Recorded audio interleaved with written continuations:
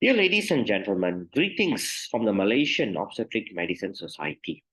Although this society is a maternal medicine society, ladies and gentlemen, I'm going to take a short deviation and address one important topic, the ultrasound used in obstetric emergencies, which also remains a passion of mine. Now, ladies and gentlemen, I'm proud and privileged to say that I was the seventh trainee of the late Dr. Jayaparaj, who taught me everything about fetal medicine in my first year of training back in 2014.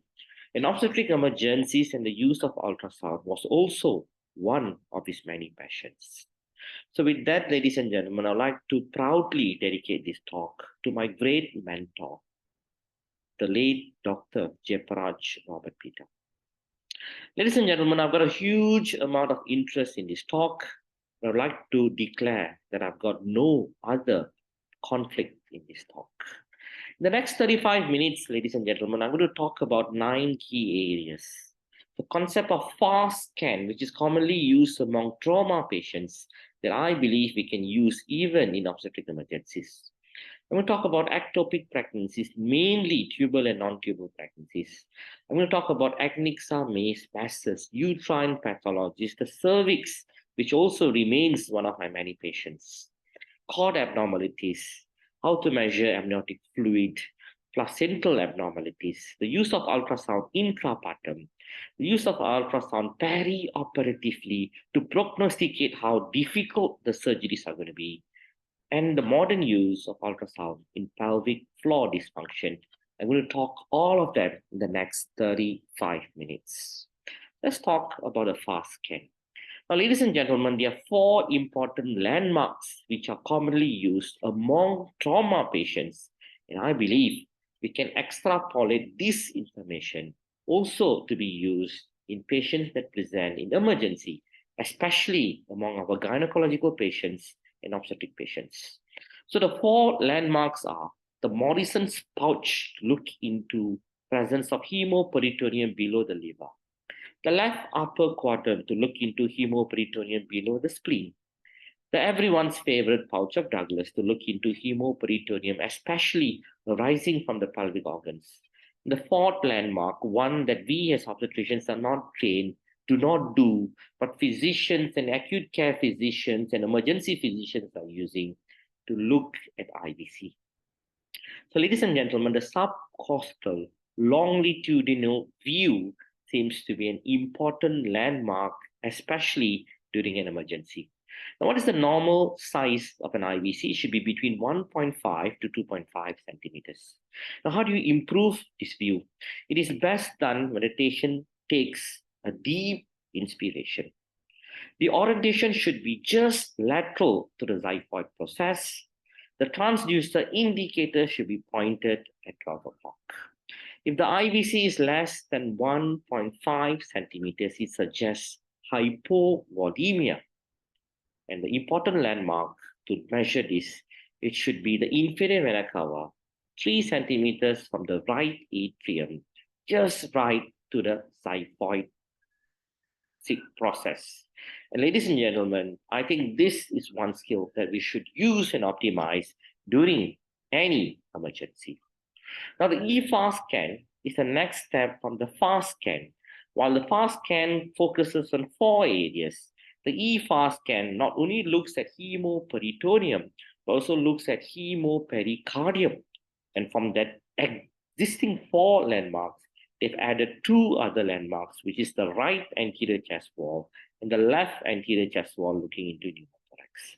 So I believe there's a huge momentum looking into the use of ultrasound among trauma patients in an emergency setup.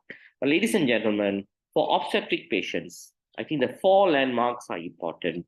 The Morrison pouch below the liver, the pouch and the space below the spleen, the pouch of Douglas, and I think we can now use IVC measurements because ultrasound is a common tool used by obstetricians. There's also an evolving concept using the RUSH protocol, but I've added few other landmarks and mechanisms, namely taking a look at the heart, the 4-chamber view of the heart, taking a look at the IVC, the Morrison's pouch, the aorta, and even the lungs. But ladies and gentlemen, I believe while there's a huge amount of progress being made in ultrasound in emergencies, I believe we can stick to a basic 4, which is sufficient for most obstetricians. But IVC should be perhaps be the next step. Let's move on to the outer criteria. The outer criteria has been postulated to use ultrasound to prognosticate ovarian masses and using ultrasound alone to see whether it is a benign cyst, a B cyst, or a malignant cyst or an M cyst. Now there are 7 markers. And how do you differentiate whether it's benign or malignant? First, take a look at the unilocular cyst. If it's unilocular, it is likely benign. If it's irregular and solid, not cystic, it is malignant. Number 2, previously we thought that any solid component was associated with a malignancy. But now we know that not all solid components are associated with malignancy. If there are solid components, but if the diameter is less than 7 millimeters, it is likely to be benign. Number 2, take a look at acoustic shadowing. If there is presence of acoustic shadowing, it is likely cystic to be nature. It is less likely to be solid. It is also a feature of benign.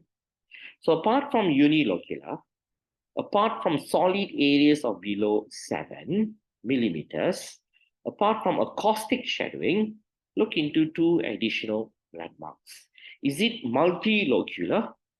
And if the multilocular size is less than 100 millimeters, that is also a benign feature. And finally, put a color Doppler. Take a look at the vascularity. If there's no blood flow, it's highly likely to be benign. And those are the 7 features of a benign cyst. On the other hand, it is malignant if it's solid. This is malignant, suspicious highly if there's presence of ascites. If there are papillary projections, if they are irregular in size, multilocular solid tumors beyond 10 centimeters, think of malignancy. A color Doppler, there's a significant ring of fire, think of malignancy. And ladies and gentlemen, the next time you see a cyst, use this simple aorta algorithm, 7 features, differentiate into benign and malignant, and you'll be able to refine your care management of an ovarian cyst. Let's move on to uterine pathologies. 2 commonest uterine pathologies. Is it a fibroid? Is it an adenoma? Now, how do you differentiate, ladies and gentlemen? A fibroid, first of all, take a history. A woman who's multiple, who's middle-aged, who's got irregular menses, possibly adenomyosis, but it's more common to have a fibroid where the incidence is 1 in 5 among women. If you see a nice, well-encapsulated structure, it is most likely a fibroid. Now, don't just be happy to diagnose a fibroid. It is important to know the location of the fibroid. Is it subserosal, pedunculated? Is it subserosal? Is it intramural? Is it submucosal? So the diagnosis, the size, the location matters. If it's a fibroid of beyond 8 centimeters, it is associated with adverse pregnancy outcomes. But any fibroid which is pedunculated, any fibroid which is subserosal or intramural, which is less than 8 centimeters, it is usually not associated with adverse pregnancy outcomes. Once you have diagnosed fibroid, next is important to diagnose adenomyosis. The classic feature of adenomyosis is what people say a globular-shaped uterus, which is being illustrated in the picture before. It is just like an endometriosis, where endometriosis, the presence of endometrial glands outside the uterus in the ovaries. Adenomyosis, the presence of endometrial glands within the muscle lining of the uterus, within the myometrium. So number 1, take a history. The woman will be of middle age group. She will be multiple. Number 2, you will not be able to find a normal, well-encapsulated structure. Number 3, there will be a globular-shaped uterus. And these are ultrasound features of adenomyosis, which is usually benign. Next, let's move on to myometrial hypervascularity. Now, it is not uncommon to see a significant amount of myometrial vascularity especially among patients with endometriosis, especially among patients who have got an IVF pregnancy, especially among patients with cardiac diseases, patients with previous uterine surgeries, or patients with adenomyosis. So these patients, often you may think that this is actually a classical feature of an adherent placenta. But be careful. If it's an adherent placenta, you will not be able to see the hypoechoic lining between the placenta and the uterus. But if you can see a clear plane between the placenta and the uterus, but only the lining and the muscle of the uterus lines up, that is more of a myometrial hypervascularity. It is okay to refer if you're unsure, but if there's presence of hypervascularity, it is usually not associated with adverse outcomes, although one should anticipate the risk of bleeding, especially if the patient is subjected to a cesarean section. So once again, if you see hyperechoic lesions within the uterine musculature in the lower uterine segment, the hypervascularity is within the uterine muscle. Think of myometrial hypervascularity. You may subject the patient for a normal delivery. There's no indications for a cesarean section. But if the patient needs a cesarean section, prophylactic measures such as tranexamic acid may be helpful, and you should also anticipate the risk of bleeding. Let's next move on to ectopic pregnancy. Now, ladies and gentlemen, ectopic pregnancy still remains a significant cause of maternal death in Malaysia. And I think everyone managing first trimester pregnant mother, especially when the woman presents with bleeding and you see an empty uterus, think of ectopic pregnancy. When we think of ectopic pregnancy, not all ectopic pregnancies happens in the tube. It is important to look into non-tubal types of ectopic pregnancies. Now, what are the non-tubal types of ectopic pregnancies, ladies and gentlemen? Cervical pregnancies are rare. It is not uncommon. Incidence of 1%. Caesarean scar pregnancies with an incidence of 1%, but I believe the incidence is on the rise, and every patient with a previous uterine scar or a caesarean section who presents with bleeding, that you see a sac in the lower uterus, think of caesarean scar pregnancy. I believe the incidence is not 1%. I believe the incidence is somewhere between 1 to 5%. Think of abdominal pregnancy. Other common tubal pregnancies are interstitial or corneal pregnancy that happens 2 to 3% of the chance, isthmic pregnancy 12% of the chance, pregnancy at the ampulla, which is the most common type of ectopic pregnancy that happens 70% of the time, febrile pregnancies, and also ovarian pregnancies, which are not rare.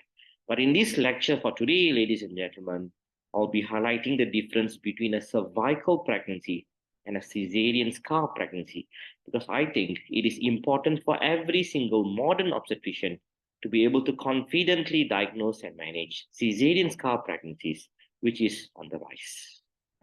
Now, this is a classic picture of an ectopic pregnancy. I'm sure everyone can appreciate the presence of an empty uterus, the presence of an actinic submass, the presence of a CRL, and a fetal heart activity, which is extrauterine. But ladies and gentlemen, not every patient will present like this. The classical tool for a diagnosis of ectopic pregnancy is a transvaginal scan. The patient is in the first trimester, presents with pervaginal bleeding. Do a transvaginal scan.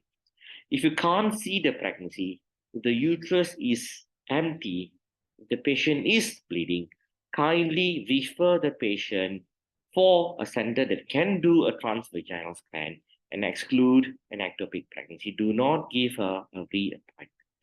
So take home message number 1, ladies and gentlemen, the gold standard to diagnose ectopic pregnancies is TVS. Any patient that presents in the first trimester with bleeding, think of an ectopic pregnancy, refer her to an expert center that can diagnose and manage ectopic pregnancies.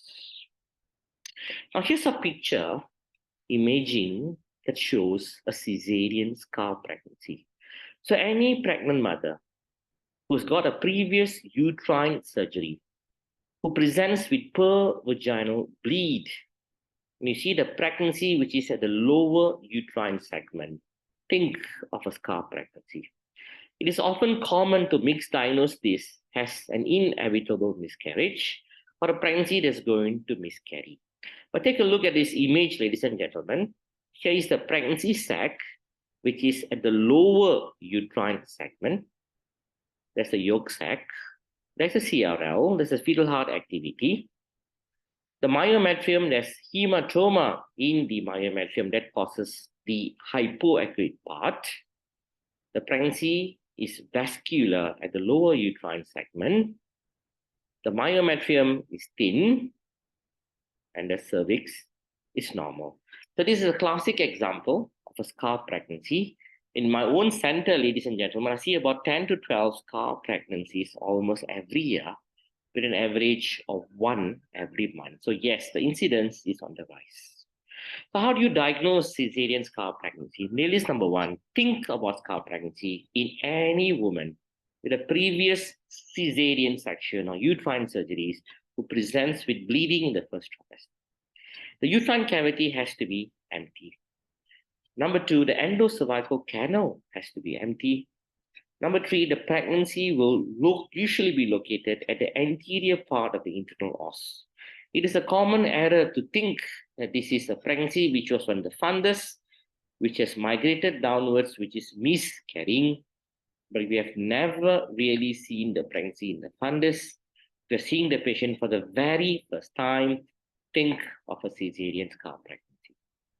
The 4th criteria, apart from an empty cavity and an empty canal and a sac, which is the lower segment, is a very thin or an absence of myometrium between the sac and the bladder, where the thinning is below 0.4 millimeters. And finally, when you put a color Doppler, like what I illustrated in the video earlier, there'll be prominent trophoblastic and placental circulation around the gestational sac.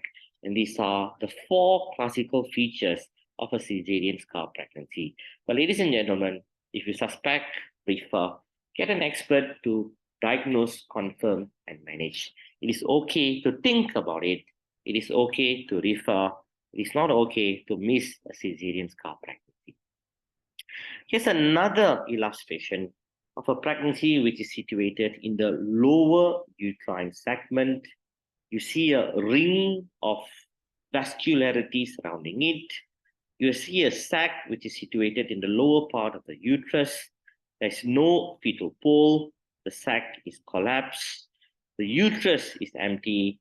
What is the diagnosis, ladies and gentlemen? This is a cervical pregnancy. Now, cervical pregnancy is even more rare than a cesarean scar pregnancy. But it's important to diagnose cervical pregnancy because the management is different as compared to an intrauterine pregnancy. So how do you diagnose cervical scar pregnancy? Number 1, you'll see a barrel-shaped cervix, just as what I'm trying to illustrate in the video here. Apart from a barrel-shaped cervix, there will be an absence of a cervical sliding sign. Now, what is a cervical sliding sign? Place a transvaginal scan. Apply pressure on the cervix. If you can displace the sac away from the cervix, that is not a cervical pregnancy. There is an intrauterine pregnancy that came downwards into the cervix. But if you can't displace the sac away with a barrel-shaped cervix, that is definitely a cervical pregnancy. So 2 key features, a barrel-shaped cervix and an absence of a cervical sliding sign. And that is the ultrasound criteria for a cervical pregnancy, where you've got an empty uterus, you've got a barrel-shaped cervix. The gestation sac is situated at the level of the internal os, not at, but below the level of the internal os. There's a blood flow surrounding the sac, and the cervical sliding sign is negative. So, ladies and gentlemen, to summarize, how do you differentiate between a cervical pregnancy and a cesarean scar pregnancy? The cervical pregnancy, there'll be a barrel-shaped cervix. The gestational sac will be below the level of internal os. You need a transvaginal scan. A cesarean scar pregnancy, on the other hand, the patient will have a previous uterine surgery. The cervical canal will be empty. The pregnancy will be at the lower pole. It is usually situated not below the internal os, but just at or slightly above the internal os. and there'll be a very thin myometrium between the sac and the bladder. But if you're unsure, kindly refer. So how do you manage a cesarean scar pregnancy? First of all, you need to know whether the pregnancy is viable or non-viable. The pregnancy is non-viable. It is wise to manage her expectantly. She will succeed in expectant management. To do a surgical intervention might be more dangerous than to manage her expectantly. The pregnancy is viable, then you need to know whether the placenta is anterior, which is going to progress more towards the bladder and become a perclita, or whether the placenta is posterior, that is going to progress more towards the uterine cavity. People now believe that all placenta perclita start off as a caesarean scar pregnancy, which was misdiagnosed and later developed into a placenta perclita.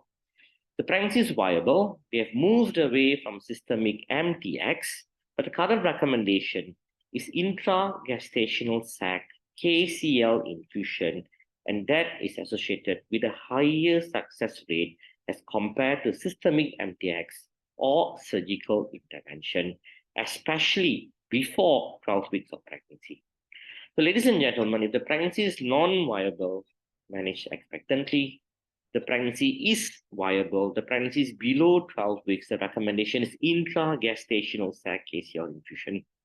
We have moved away from systemic methotrexate because that causes more placental necrosis, that causes more infection, there's highly likelihood of failure. Management of expectant is recommended, provided the patient does not want a termination of pregnancy.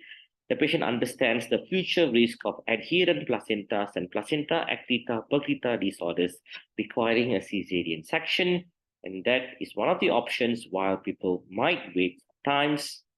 The pregnancy is beyond 14 weeks. In some centers, they have recommended a cervical surgical management of the miscarriage plus a cerclage. The last option, if the patient bleeds profusely, the diagnosis was not established early on, it's a hysterectomy. But I believe in modern obstetrics, if you diagnose early, if you intervene early before 12 weeks, we can reduce the need for a hysterectomy. Next, after we have differentiated between a cervical pregnancy and a corneal pregnancy, after we have differentiated between a cervical pregnancy and a caesarean scar pregnancy, let's now learn how to differentiate between an interstitial pregnancy and a corneal pregnancy. So, ladies and gentlemen, an interstitial pregnancy and a corneal pregnancy are pregnancy which is situated in the corneal end of the uterus. It is still an extrauterine pregnancy. Now, how do you diagnose interstitial pregnancy? You will see an interstitial line between the endocervical canal and the pregnancy. There will be a good thick rim of uterine wall surrounding the pregnancy. The corneal pregnancy, on the other hand, you will not see the interstitial line between the cavity and the sac, and the rim or the periphery of the sac will be surrounded by a very thin layer of uterus. So it is important to take a look at the interstitial line. If you see it, it is an interstitial pregnancy. If you don't see it, it's a corneal pregnancy. So, ladies and gentlemen, how do you differentiate interstitial pregnancy and a corneal pregnancy? It is not easy. But number one, the uterine cavity will be empty. I believe everyone should be able to demonstrate this on a transvaginal scan. Interstitial pregnancy, apart from seeing an interstitial line sign, the gestational sac or the products of conception will be located laterally in the intramural part of the tube, connected with the interstitial line, and there will be a very thin myometrium surrounding the cavity. The corneal pregnancy, on the other hand, the uterine cavity will be empty. The single interstitial portion of the fallopian tube will still be within the main uterine body, surrounded by a myometrium. Now, which is easier to diagnose? It's easier to diagnose the corneal pregnancy, but both of these pregnancies are abnormal extrauterine pregnancies, which is associated with adverse pregnancy outcomes.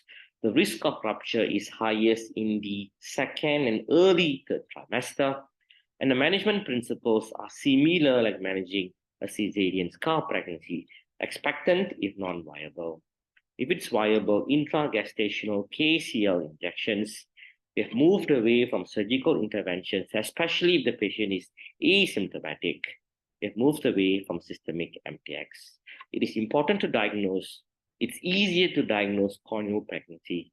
If you're unsure, it is okay to refer. Next, I'm going to move on to the last type of ectopic pregnancy, apart from abdominal pregnancy. It's an ovarian pregnancy. It is extremely difficult to diagnose.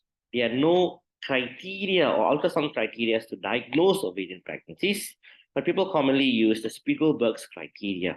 In the Spiegelberg's criteria, the gestation sac is located in the region of the ovary. The ectopic pregnancy is attached to the uterus by the ovarian ligament. We do a scan, we see a pregnancy which is extrauterine but still within the pelvis. It is likely to be in the tube, in the ovary, as likely to be abdominal pregnancy. Now, the ovarian tissue in the wall of the sac should be proved histologically. The tube on the contralateral side should be intact. Here's a real image of a patient who presented with a stillbirth. She had 2 rounds of medically induction of labor.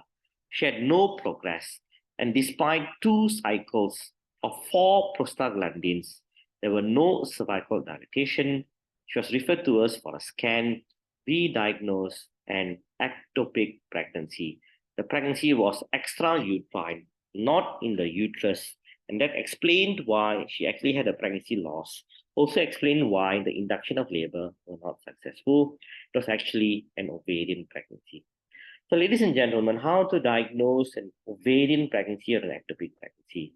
The principle is do not do a first trimester scan without a bladder window.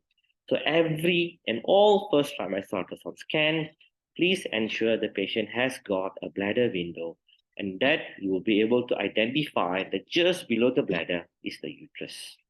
If you do not have a good bladder window, never do a first trimester ultrasound scan.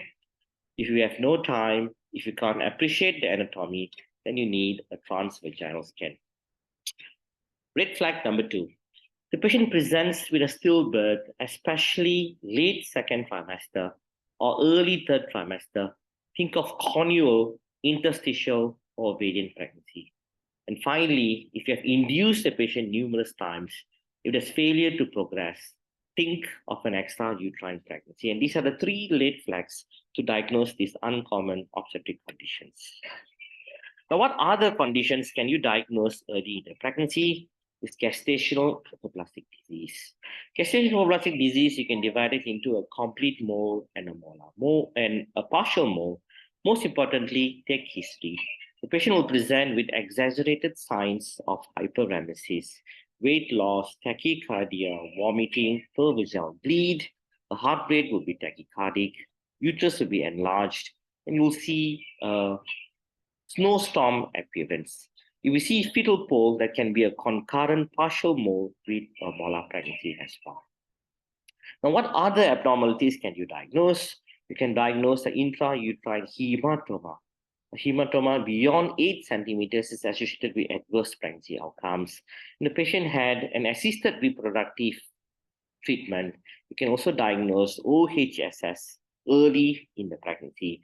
And all these, ladies and gentlemen, are possible complications and emergencies that can happen in the first trimester. I'm next going to move on to the mid-trimester. And this remains one of the many passions, and one that I'm purely passionate about, apart from maternal medicine, is cervical screening. Now, ladies and gentlemen, it's now recommended to do a universal cervical screening for all pregnant mothers opportunistically when they present in labor.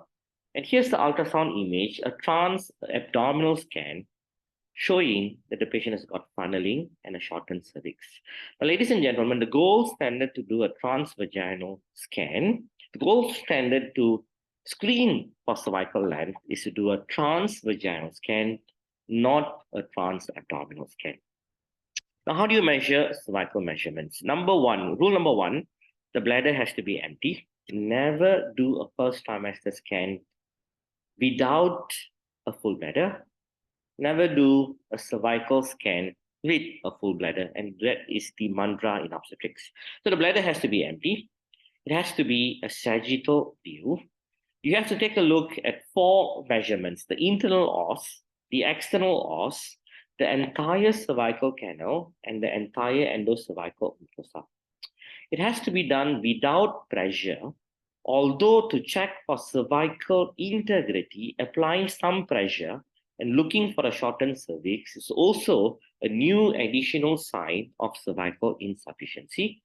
But the best way to get the length should be without pressure.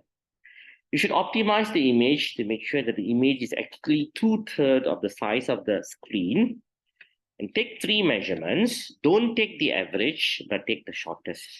So once again, empty bladder, sagittal view, image as big as possible, take the shortest measurement without pressure. It should be a transvaginal scan. Now, what is the landmarks for a shortened cervix? Ladies and gentlemen, it's not just a landmark of 2.5. I think what is more important that most studies have failed to address is how it has changed with time. The patient started with a cervical length of 4 centimeters. That is then 3 centimeters in 1 week. And that is now 2.7 centimeters over a period of 1 week. I think that is significant. So the trends are more important than a single value. But also depend whether the patient has got a previous preterm delivery, no preterm delivery, or a singleton and a multiple pregnancy. The patient has got a previous preterm delivery, she's high risk. Any cervical length of below 2.5 centimeters, screen for infection, I think you can diagnose insufficiency. The patient has got a multiple pregnancy. Obviously, the cervix is going to be shorter. Do not be engrossed with the level of 2.5, but with multiple pregnancies, use a value of 15 millimeters before subjecting her to a cervical clutch. What if you've got an asymptomatic patient, singleton pregnancy, never had a previous preterm delivery? Then the landmark for intervention should be 1 centimeter, not 2.5, not 1.5. And ladies and gentlemen, there is no benefit of Arabine pessary. It is more harmful to treat with Arabine pessary. The recommendation is to exclude infection, use progesterones, cerclage if it's less than 2.5 for a patient who's high risk, less than 1.5 for a patient with multiple pregnancy, less than 1 the patient has got no previous preterm deliveries, but exclude infection and placental symptoms. Although most guidelines say measure the cervical length without pressure, I think applying some pressure, also what I call a cervical sliding test, is important to assess cervical integrity. And if the cervix shortens with pressure, that is the patient who will benefit from a cervical cerclage. So in my own routine clinical practice, I screen for the cervix for all high-risk patients and for all patients routinely at 20 weeks, for all high-risk patients from 14 to 24 weeks. I will measure 3 measurements, measure the shortest cervix, apply pressure.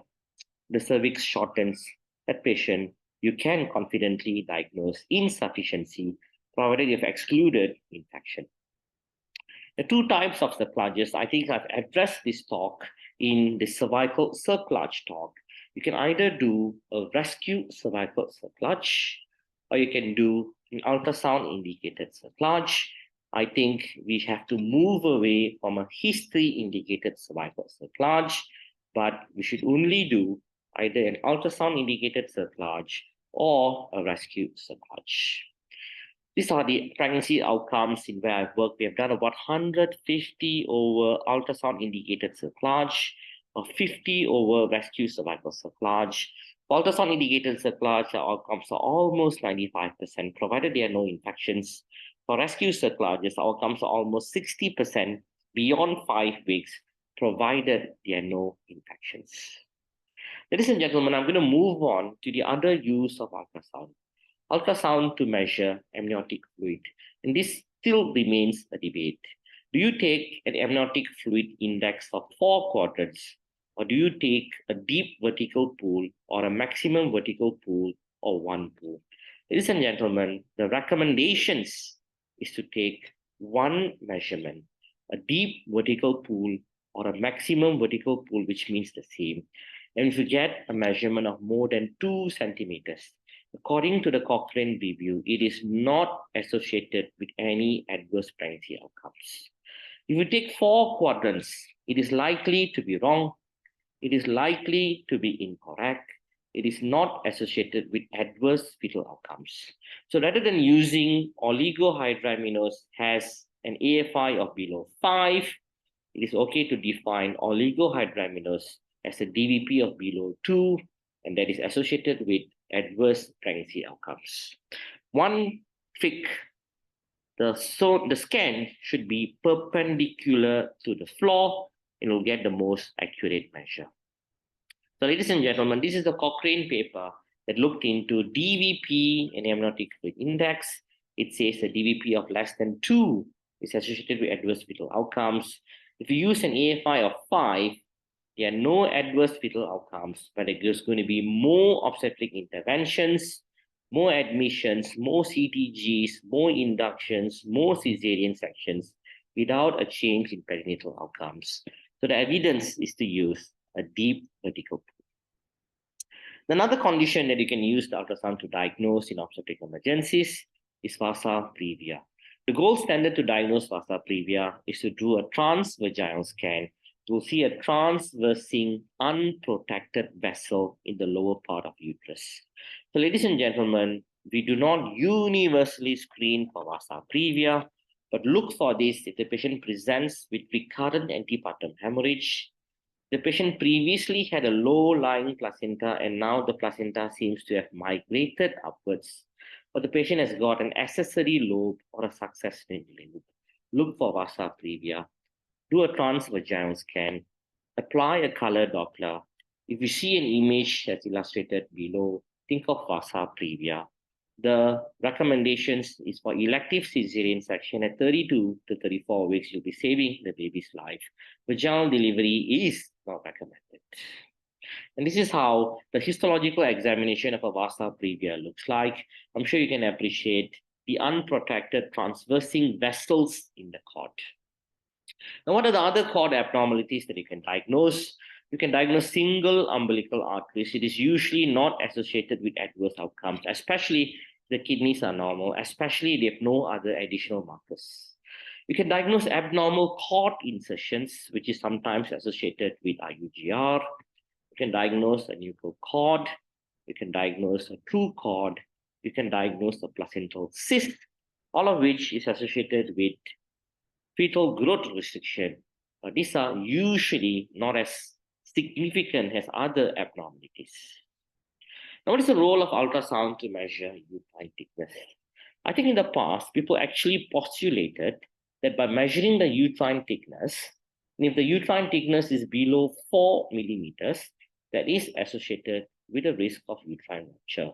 But ladies and gentlemen, there is no value of measuring routinely uterine thickness because most uterine ruptures do not happen antenatally but intrapartum. So we have moved away from routinely measuring uterine thickness. It's best to go based on clinical circumstances, appreciating that most ruptures happens in labor. However, there are some group of studies that say if you happen to find a lower uterine segment of below 35 millimeters, that is sometimes, not all the time, associated with a higher incidence of uterine rupture. But the global consensus do not routinely look or measure uterine thickness. How about the role for ultrasound prior to induction of labor? Apart from doing the standard Bishop score or a modified Bishop score, should we do ultrasound, measure the cervical length, and prognosticate the success rates of induction of labor? Ladies and gentlemen, there's no benefits of using ultrasound to predict optimal outcomes of induction of labor. And so this is one practice which is of no clinical value in our daily practice. The other abnormality you can diagnose is possibility of an abdominal pregnancy or a uterine rupture. This is our two registrars in where I work who sent me this photo middle of the night on a weekend, postulating that this is perhaps an abdominal pregnancy. Now, to diagnose an abdominal pregnancy, there will be no liquor volume at all.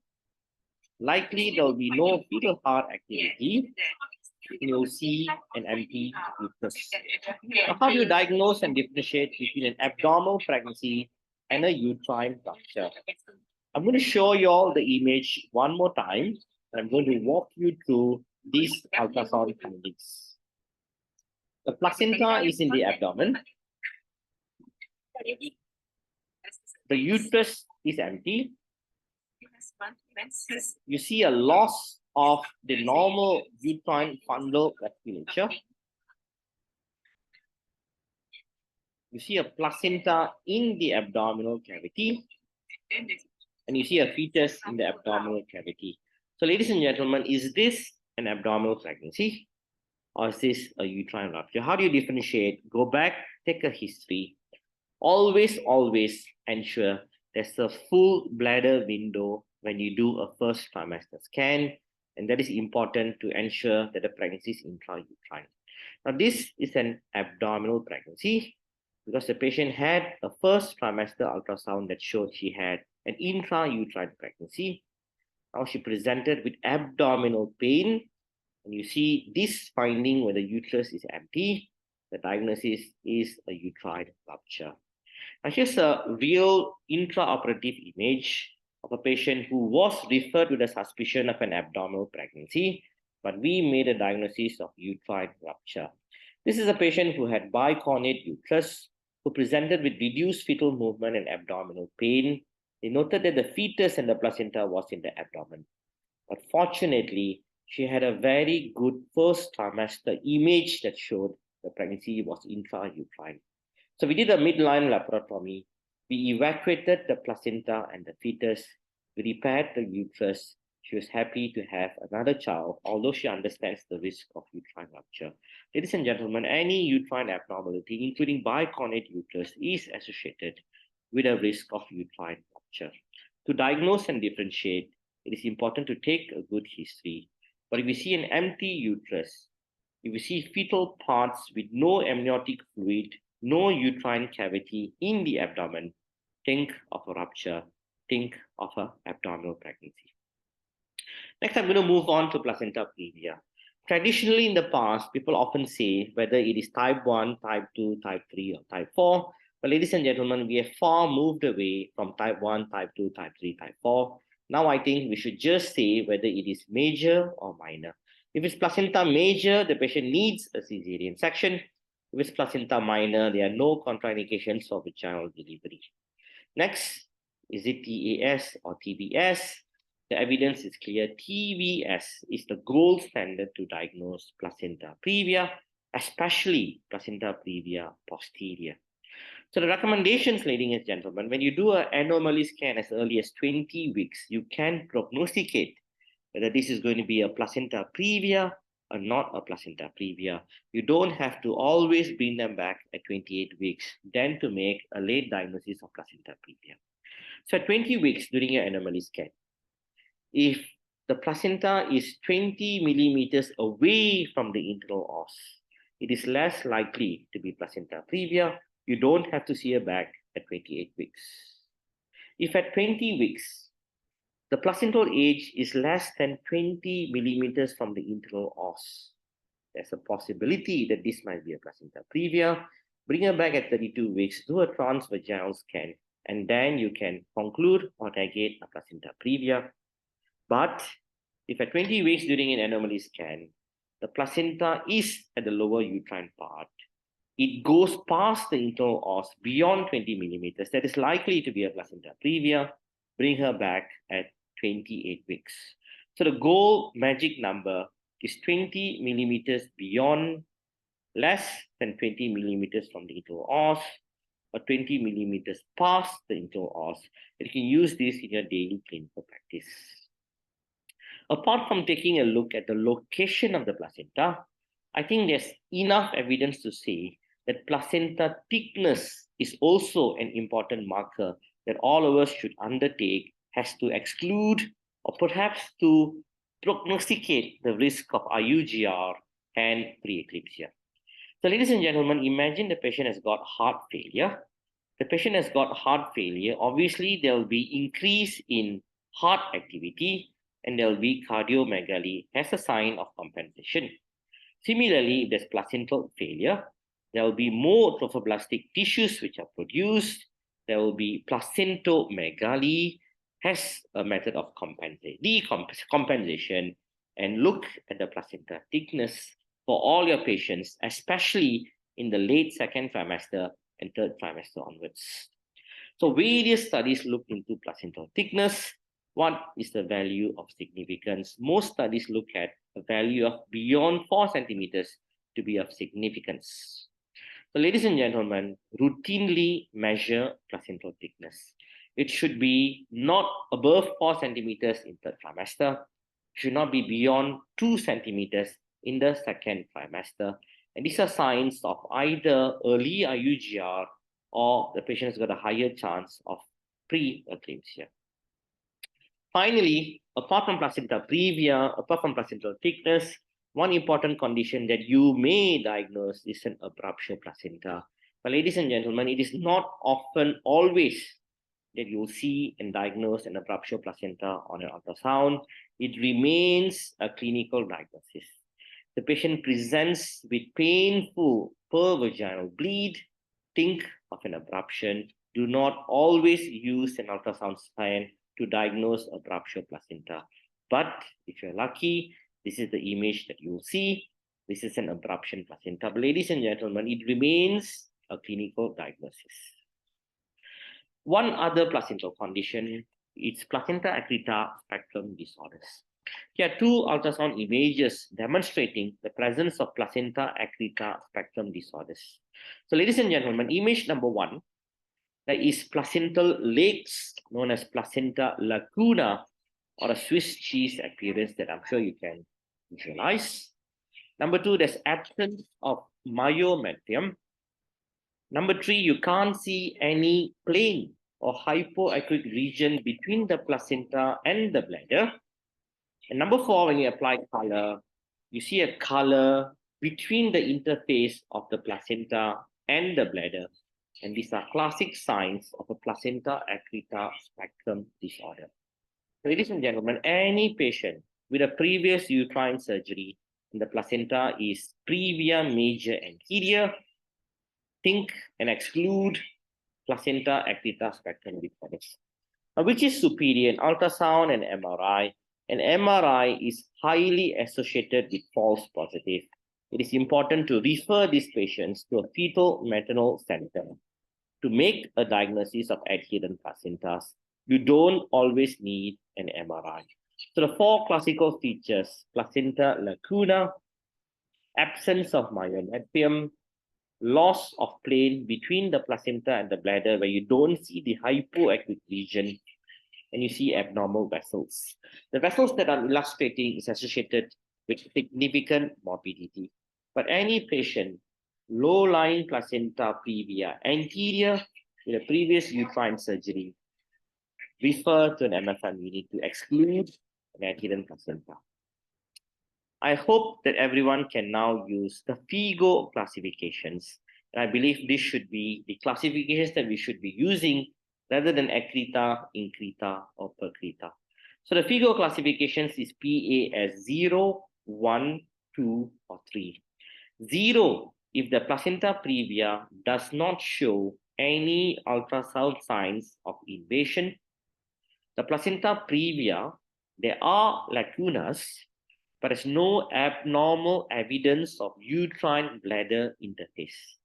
That will be placenta accreta spectrum disorder 0. The outcomes are usually good. A standard hysterectomy should suffice. If it's placenta accreta spectrum 1, then you'll have additional ultrasound findings. There will be a lacuna, there will be a bladder wall interruption, and there will be loss of the clear zone. Now, this patient, you still should get worried, but you may get along away with a hysterectomy. Placenta accreta spectrum type 2 is one that should be concerned. Apart from the ultrasound images described above, the patient now will have utrovesical hypervascularity, and this patient has got a significant risk of bleeding. But the third patient, ladies and gentlemen, placenta actita spectrum type 3, is a patient that everyone should be concerned of.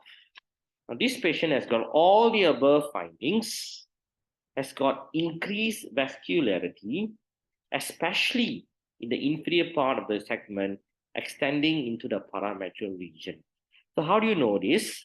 Place the probe in the lower part of the cervix, apply color Doppler, and move it laterally. If you see the vessels invading sideways, think of PAS3. And in this group of patients, a primary hysterectomy may be more harmful. It is wise to do a classical cesarean section, leave the placenta behind, do not give MTX, do a delayed hysterectomy 2 to 3 months later, and based on our cohort of 80 over patients, the outcomes are good. So, ladies and gentlemen, the modern way to classify placenta actita spectrum is PAS0, PAS1, PAS2, or PAS3, and this should be our FIGO grading and our reporting system. Do not use an MRI. Send the patient to an experienced center, to an expert who can diagnose, who can plan, and who can safely do the surgery. If you take a look and see this image, and we see a real sign, do get worried. The incidence and risk of bleeding is far higher. The patient has got a real sign. So 2 red flags. If the parametrium is involved, where the vessels go laterally into the parametrium, and at the uterine bladder interface, there is vascularity, or what is known as a rail sign, the morbidity is higher, the prognosis is poorer, it is best to send this patient to a center where you have interventional radiologists and an expert in advanced pelvic surgeries. So what we commonly do is a 2-stage approach, especially for all our patients who have got placenta actita spectrum type 3. We do an internal iliac balloon occlusion. We do a classical cesarean section. We deliver the baby. We give transexamic acid. We give uterotonics. We close the uterus. We do not do a hysterectomy. We do a uterine artery embolization. We do not give MTX. 2-3 months later, we do a secondary hysterectomy. The outcomes are always better. Next, I'm going to move on to something new. It's called intrapartum ultrasound. And it's a significant momentum and group of patients that believe intrapartum ultrasound is to be the way forward, is to improve outcomes, especially among patients who have got an operative vaginal delivery. So, ladies and gentlemen, apart from just relying on the blind vaginal examination, people now believe that using an ultrasound in the labor ward is going to increase your success rates of having an instrumental delivery. So you can do a trans-abdominal scan, followed by a transperineal ultrasound, and measure 2 important things. One is the angle of progression, which is the angle between the ischial spine to the station. And number 2 is to measure the head perineal distance. Sometimes if you do a vaginal examination, all that you feel is actually the caput. It is actually not the patient's actual presentation. So people now believe that using intrapartum ultrasound and having these simple measurements is going to reduce the incidence of failed instrumental delivery, improve pregnancy fetal outcomes, and increase the success rates of having an instrumental delivery. So, ladies and gentlemen, use the midline angle, a transperineal ultrasound, measure the midline angle, which is the angle of the rotation of the fetus from the midline, then measure the angle of progression. And based on these 2 measurements, one should be able to safely say whether your instrumental delivery is going to be far more successful or your instrumental delivery should be abandoned and not attempted. Now, to know more about intrapartum ultrasound, we from the Obstetric Medicine Society will be organizing a course with Obstetric Emergencies and look forward to discussing this further and to have more hands-on skills with regards to intrapartum use of ultrasound. Finally, I'm going to move on to a simple pre-operative test. So for all patients who have got a previous surgery or a previous cesarean section, place the ultrasound probe on the abdomen. Ask the patient to take a deep breath.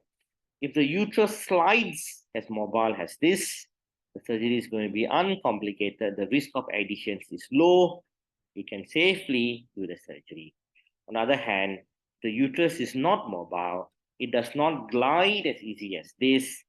Then there's going to be possibly a risk of adhesions.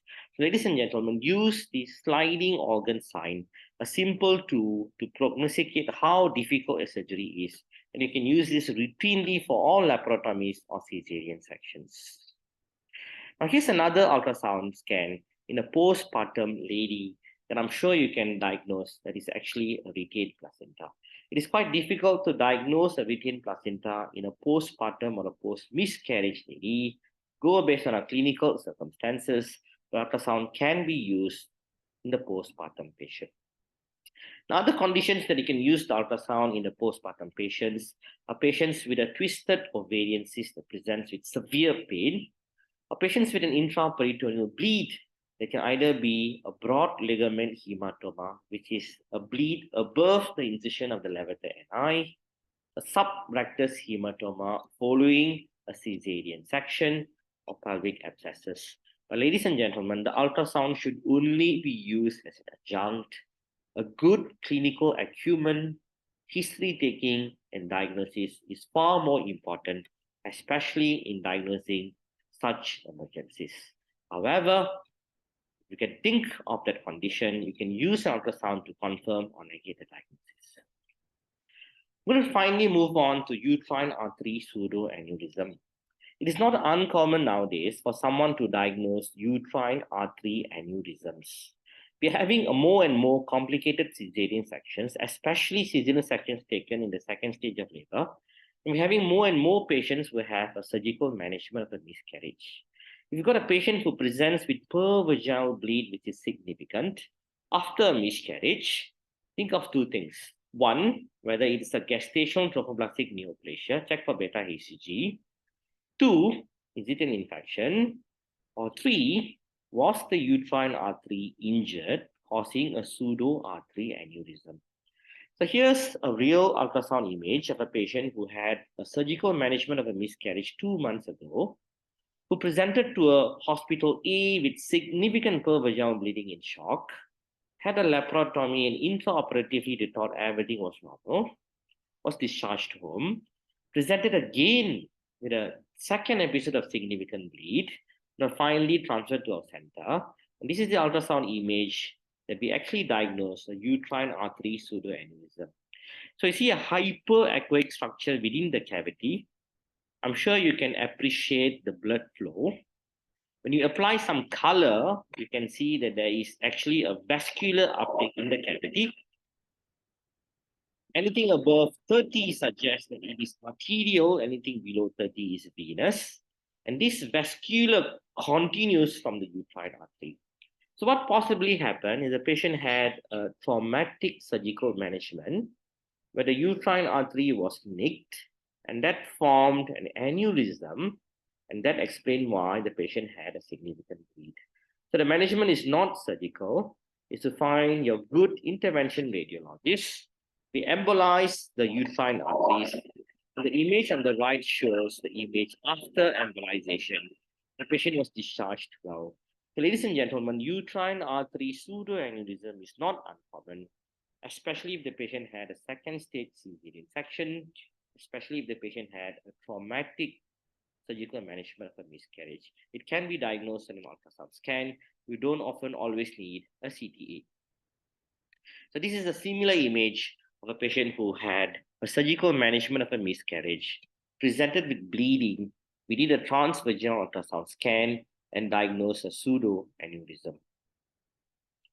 Do a TVS.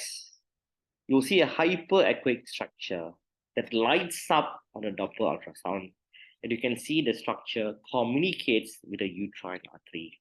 Apply some pressure, and you'll be able to see the number of pressure. If it's above 30, it is significant. And the image on the right is the image after embolization. Ladies and gentlemen, you can also use the ultrasound to look for residual urine. You don't always have to do an in-out catheter. So how do you diagnose and how do you manage residual urine? 3 measurements are important.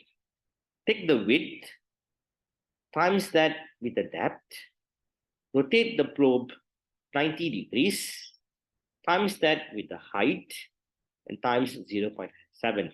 So the width times the depth times the height times 0.7. And the residual urine is above 150 mils, that is significant. So you don't really need an in-out catheter. You can actually use an ultrasound to measure residual urine, especially among patients who had an instrumental delivery, or especially among patients who are on prolonged use of CBD. You should measure residual urine. Finally, ladies and gentlemen, there's a whole momentum with regards to transperineal use of ultrasound to diagnose asymptomatic obstetric anal sphincters. Now, in the past, every patient who had an extended perineal tear, a 3A, 3B, a 3C, or a 4th-degree tear, were only subjected to a transperineal ultrasound, were only subjected to an ultrasound to assess sphincter. But now, people believe that it is also common among asymptomatic patients who had a vaginal delivery.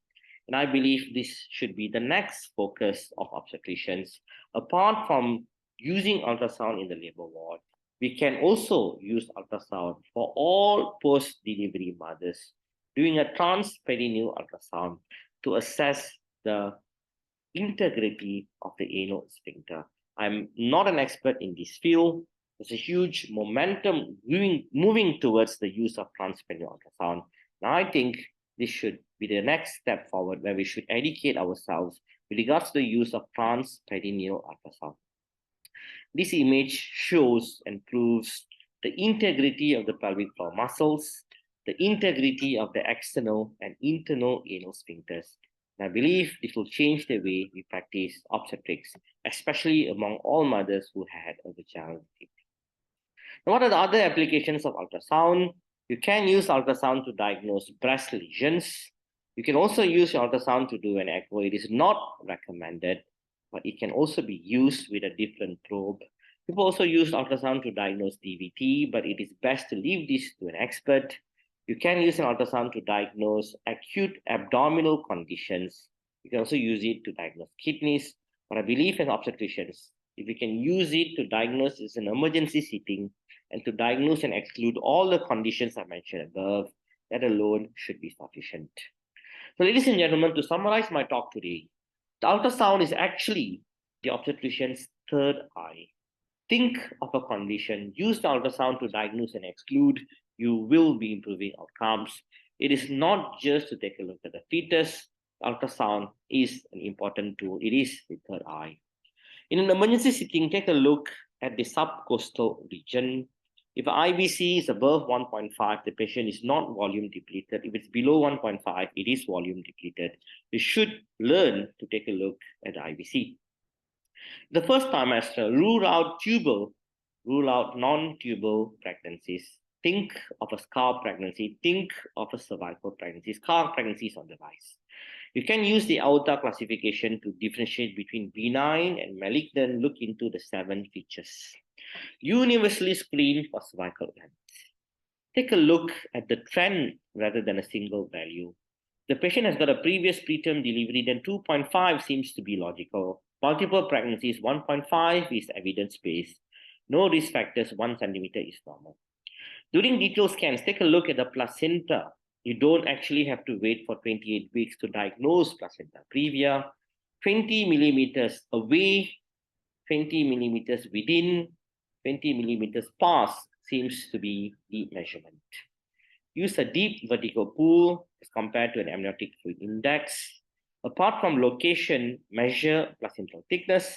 Anything more than 4 centimeters in the 3rd trimester is not normal. Pre-operatively, use the sliding sign. It is a sign to prognosticate how difficult the surgery is. Ultrasound is to be used intrapartum. The angle of progression seems to be the important measurement. Know your intervention radiologist. You may use this for various obstetric emergencies where the patient is stable, especially pseudo R3 aneurysms. Moving forward, ultrasound can and should be used to diagnose asymptomatic pelvic floor dysfunction. I believe we should educate ourselves on the use of ultrasound to diagnose pelvic floor disorders. With that, ladies and gentlemen, I would like to dedicate this talk once again to my great mentor, Dr. Jeparaj Robert Peter. Thank you so much for your attention, and feel free to follow us on our social medias, YouTube, Facebook, and also on Twitter.